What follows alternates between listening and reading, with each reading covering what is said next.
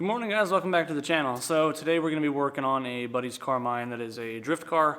It is a second gen Mazda RX7, and this video is probably going to reach a few of you guys that own these cars, and maybe you're having a similar issue and you just come across this video on the internet. So he's ran into this issue before. I'm going to pull the car in really quick and we'll show you, but this video is essentially just going to be a quick how-to, or just me walking through doing the repair process. Essentially, the rear shock mounts on these cars are known to tear off under high stress from, road racing and drifting and such. And again, drift car. So he's already torn the one side. I've repaired it once before. Now the other side tore, and now he's wanting to beef up both sides. So we have these thick welding plates. So I got to cut everything off, line these new plates up, and we have to weld it in. So this thing's a bit of a, it's a little rowdy right now. It's essentially straight pipe from the header back. It is a street ported carbureted 13B from an SCCA car that he just bought from a old race guy out here and swapped it in. So it's a pretty solid little car. It looks kind of, a lot of you guys might think it's a little bit of a nugget, but it's got a lot of good stuff underneath it. And the motor's healthy. So I'm gonna go pull it in really quick and we'll get started.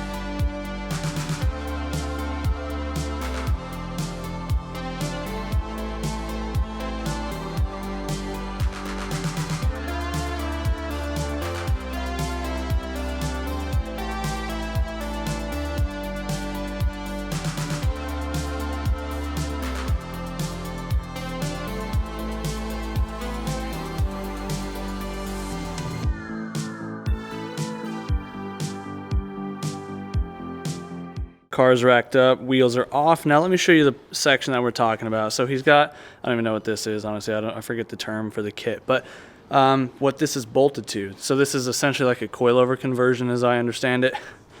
And the issue is that you can see right there, she got a fat tear in it right there, completely separated at the factory weld, which is a pretty common thing.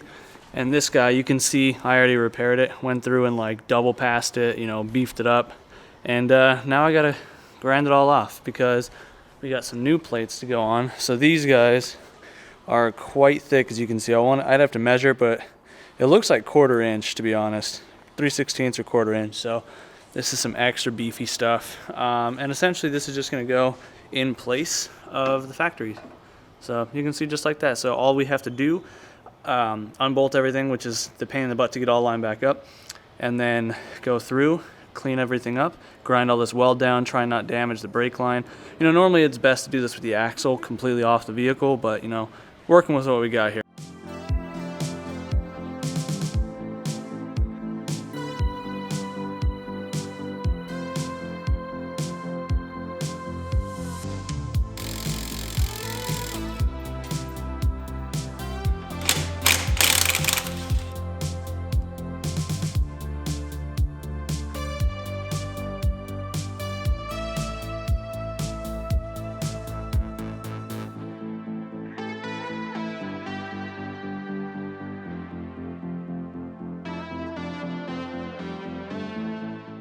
You can see this is, yeah, didn't hold up very well from factory, eh? I mean, granted, this car is probably like, shoot, 40 years old at this point. But yeah, so now what we got to do is grind all of this off. This whole piece has to come off because that's where we're welding a new one, and we got to get this all down to bare metal so we can get a good weld. Ran into first issue with this. So these are no name. Like I don't know who he mentioned he bought these off of, what company. But the issue right away is that they don't actually fit. So you can see this is supposed to be following the contour of that. These two bolt holes are supposed to line up with these guys because you got the big hole for the 22 mil, the little hole for the 19 millimeter here. And that's, the notch is way off and the length is way off. Like it's quite a bit incorrect. I mean, this is the one that's still on the car and you got all that gap up there. So I just text the owner, waiting for him to figure out what he wants me to do. If he wants me to go ahead and just repair this section, or if he wants me to, you know, add this guy back on. But yeah, this is a completely wrong part. There's really no me fixing this. With something that needs to be this solid, it needs to be recut from a whole new piece because I can't really, you know, extend the length of it very efficiently. All right, so we got the okay. So we're just gonna go ahead and we're gonna repair it as it sits. So that's why I love working with this guy, my buddy Anthony. He's such a solid dude. Like, you know, stuff happens. Sometimes you get the wrong parts. But, you know, he's just a ripper. He's ready to drive. So we're just going to repair this thing like I did the other side. And then, you know, worst case, if it somehow does tear, because this stuff is pretty beefy that I did last time. Double, you know, like I said, double past it. So if this breaks, you know, we'll revisit it. But he's a G, so he's just like, you know what, go ahead, send it. You know, I'll just send the parts back to the guy. So we're good. Let's move on.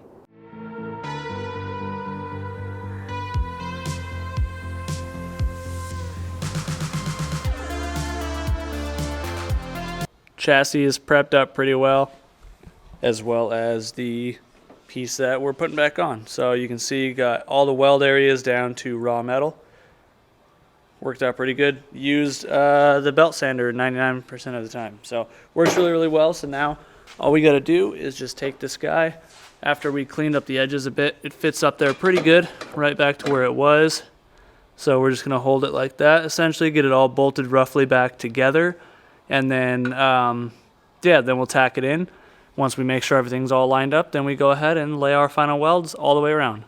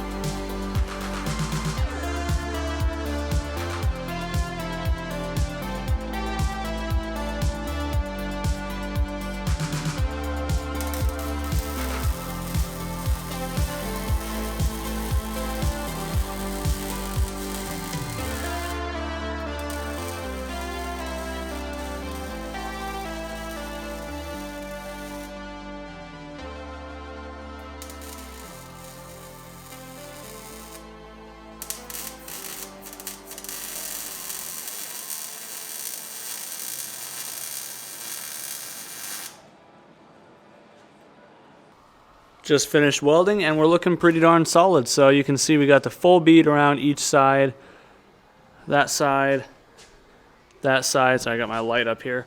And then you can see we got it around the back side and I wrapped the corners. So wrapping the corners gives that lots of strength. And then we got across the top where it split primarily. So right up top there. So this thing's fully solid. I'm gonna go ahead, and because on his setup he's got the there's such a gap in here and he was running 4 washers, so I just went ahead and I tack welded the washers onto the plate so it's easy to install. So I just installed that, got the shock, everything's hand tight. So I'm gonna go ahead, torque everything down, and yeah, throw the wheels on. I do have to change the oil on this thing, and then I'm gonna replace that transmission mount. I'm just waiting on the customer to drop it off here in a little bit. But there's not much point in me doing the transmission mount and oil change on here because that's not the topic of the video.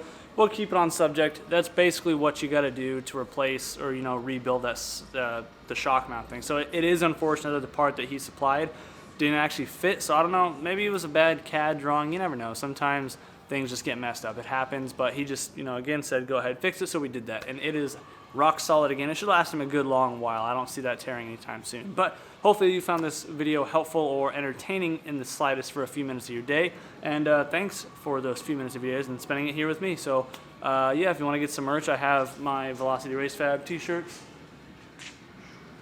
on the website, which is velocityracefab.com. So yeah, anyways guys, do what you love. Forget about the rest. We'll see you in the next one. Peace out.